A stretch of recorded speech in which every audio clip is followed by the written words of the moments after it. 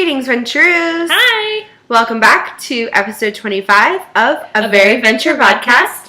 This week we're going to be talking about season 5, episode 6, called Momma's Boys. If you have not seen this episode, do not watch this commentary. Go back, and we recommend watching all of the Venture Brothers up to and including Momma's Boys. Definitely. This week's episode was by Doc Hammer. Mm-hmm. Clearly. Holy crap, all of the feels and family. Yeah, and no X1. And mommy. The name of the episode might just be face value, Momma's Boys. Or it could also be a 2008-2009 reality TV show called Momma's Boys, which centers on a group of mothers who must choose the perfect woman for their sons through competitions.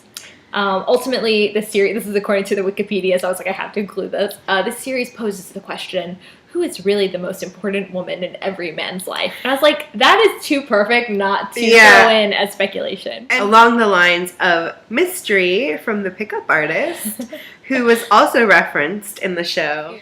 The episode starts when Dr. Venture is trying to put the boys to bed. Is anyone else a little surprised that he gives a crap when they go to bed? Yeah. 11 is respectable. 11 is totally respectable for teenagers to go to bed. I thought that was so funny that he cared. Yeah. Like, I didn't remember him doing that. So he bursts in on Hank and Dermot wearing a couple of outfits that they actually wore in the Shallow Gravy special. Right.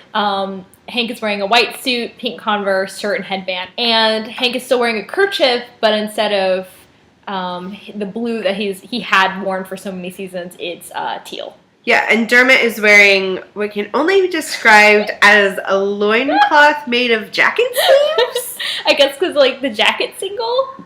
It's interesting. I'm confused. It's almost appropriate. I think I would walk away if I actually saw that in real life. Way too much Dermot. Yeah. So Hank sasses his dad for putting his heteronormative gender bias hang-ups on him. Right. Which made us feel kind of bad for all the questions we had about his Countess get-up. Yeah, when he was wearing Destiny. Yeah, it was like, well, I guess you're right. Let your flag fly. Yeah, Hank. just do what you want to do. You explore. Sorry the world for putting is your oyster. our hang-ups on you. Dermot is allowed to stay over, Mm-hmm. but he has to take out the garbage. I know. It was cute. It was like he's almost like being treated like a non-bastard son. Like, can you imagine your dad giving your friends chores like that? Like, I couldn't. I would be so embarrassed. Yeah. But Hank kind of takes it in stride and was like, well, as of 10 seconds ago, that was my job, so I'm not complaining. And to recap, Dr. Venture, at this point, knows that Dermot is his kid, but, like, no one else in the family does. No. We do. We do. Meanwhile, Dean is being angsty, which smells like cupcakes. Mm-hmm. I love that with his angsty candles. The Christmas candles. Yeah. He and his dad are fighting over phone time, which took me right back to middle school. The amount of teenager that's oozing out of Dean right now is palpable. Dr. Venture, again, shows how prudish she is this season, which we've commented on before. Yeah. By yelling at Dean about sexting. And he also had a bunch of things that I'm embarrassed to say I only knew, like, half one of them. I knew TTYL. Yeah, ditto. So he says, GYPO, I'm FOL, code 9, TTYL. Daddy is very hip, Dean. So, to translate, as he does. GYPO means get your pants off. I thought that he was making these up. Apparently they are real. No, they're real. FOL, fond of leather. I couldn't find that one. I don't really think that Dean would say that, but code 9, my parent or guardian is near. It's apparently a thing and also a Disney show. Oh, gosh. And TTYL, which we all know is talk to you later. So I looked up some of them online just to make sure they were legit. And I just had to share a couple I found, which was NIFOC, nude in front of the computer. I was like, how many times does that happen that you need an acronym? You need an acronym. And then WYRN, what is your real name? Which is just kind of scary. And then KPC, keeping parents clueless. That's a thing. That's a code. Eventually, we learn that Hank has been pulling a serious prank on Daddy V. Like, every night. Every night! He's been having him speak to Teddy Ruxpin recordings on his cell phone. Oh my god. Teddy first appeared last season in Every Which Way But Zeus. Yeah, it was the episode where Hatred and Hank kidnapped Dr. Venture, like, solely to make him feel better, or make him feel more important, because Zeus was kidnapping all of these scientists during this, like, period of time, and everyone was, like, worried about it, but Dr. Venture didn't even make his list. Just remember, he like, sadly sat out front in his lawn chair and was like, it's just a matter of time.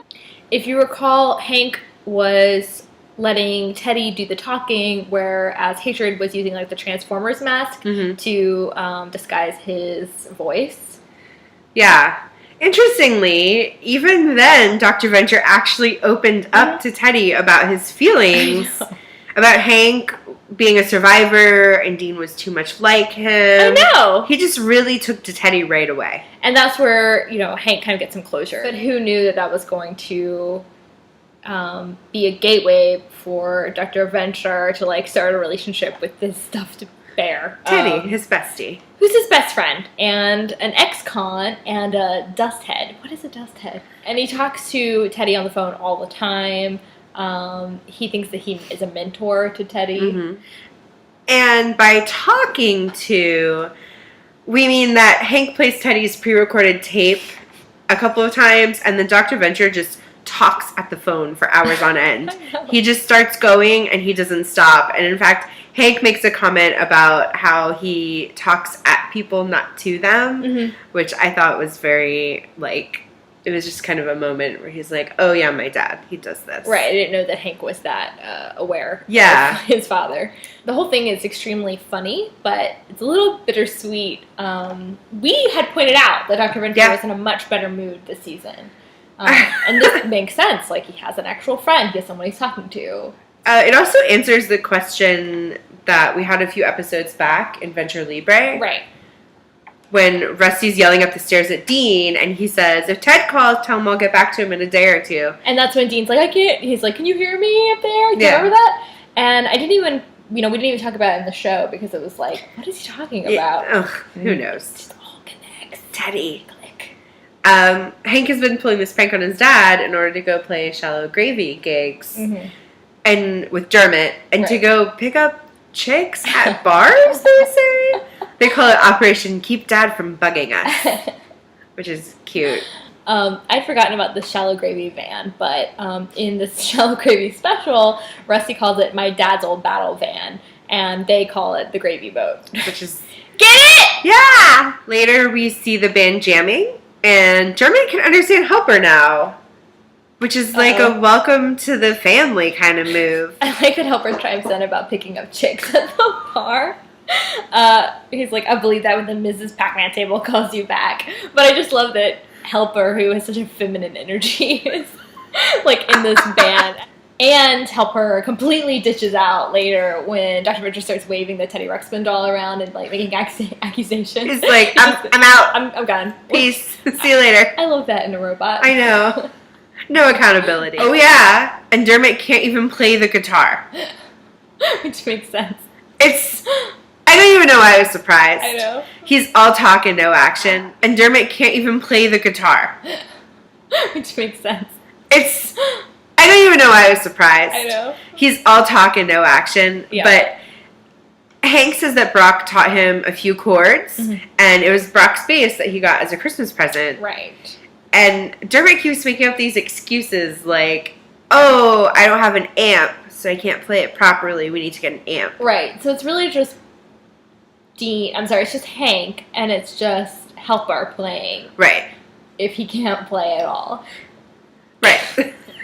So, anyway. Dermot's just there for the fashion. Meanwhile, in the attic, Dean is having an intense conversation with some rando girl. There's some very, like, unventure music playing the whole time. Yeah.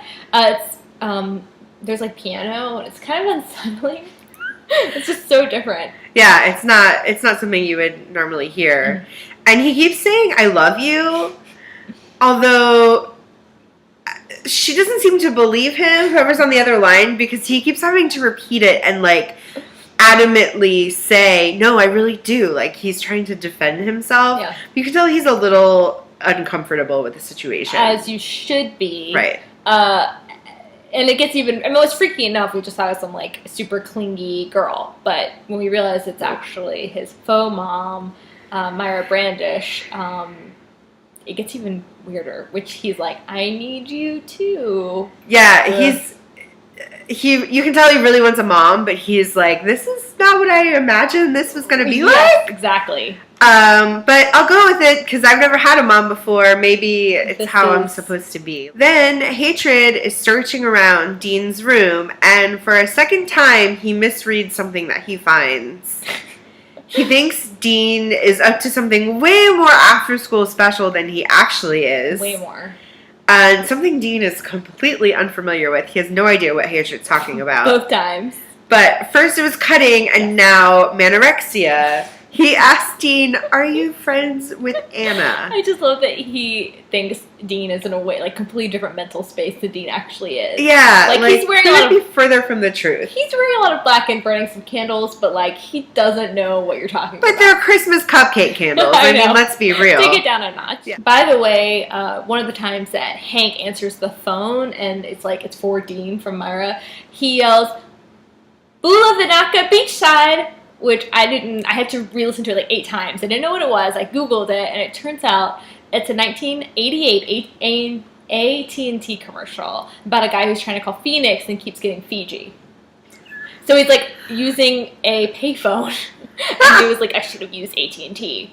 But oh, gosh. That's who answers the phone. They're like, Bula Vinaka Beachside. Once the calls from Teddy stop, a.k.a. Rusty keeps calling Dermot's phone every 5 minutes, he surprisingly leaps into action and initiates an adventure for once. Yeah. He's convinced that Grumpy Bandersnatch has done something to Ted and enlists Hatred's help. Do you know what a Bandersnatch is?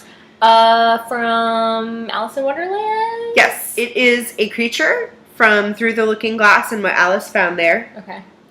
And it doesn't actually make an appearance in the book, but it's described as a swift-moving creature that can expand its neck and has fearsome jaws. Right. As far as I can tell, that's the only... I scoured, and that was really the only thing I found. That they were listing in the show? You mean like all the little cutisms that Teddy was referencing? I think they just made most of those up. I mean, there's actually was a show based around Teddy Ruxpin. And I watched it. I was looking at the character names, and they're not that cutesy. It sounds a little more like My Little Pony to me. That's funny you said that, because when I was watching it, I was like, was this a character from the Care Bears show?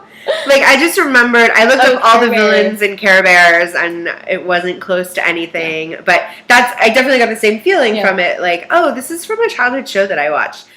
When searching Hank's room, Dr. Venture actually finds the bear with the tape cassette in it. And he assumes, of course, logically, that someone has ditched a recording of all of his conversations with Teddy in the bear and left it in Hank's room. So I guess that's why he was a boy adventurer and not a boy detective. Because Touché. That's not a logical conclusion at all. Hank and Dermot actually feel pretty bad about the prank. Yeah. And which is a good thing. That's the saving grace. Yeah. So they feel bad. Dermot is still amazed that Dr. Venture can believe it, to which Hank makes a very good point. Their lives are crazy. Crazy! Gary is busted crawling around in the bushes. It's sad for him. Yeah.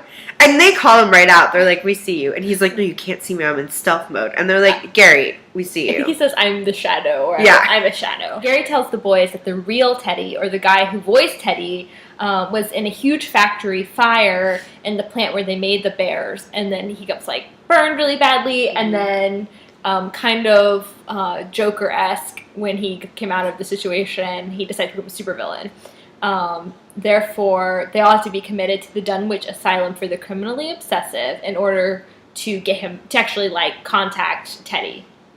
Also known as the worst plan ever! The worst plan ever. P.S. That's an acronym for Daft Co. Yes. And Daft being mad, crazy, foolish. Fun. Wordplay. Gary and Dermot do a Go Team venture, and Hank is like, it's too overdone. I'll pass. It's more like watered down or something. Yeah, and This may be our fault, guys. Yeah, this might be our problem. We Oops. feel. Oops. I'm not sorry. I like the Go Team Venture.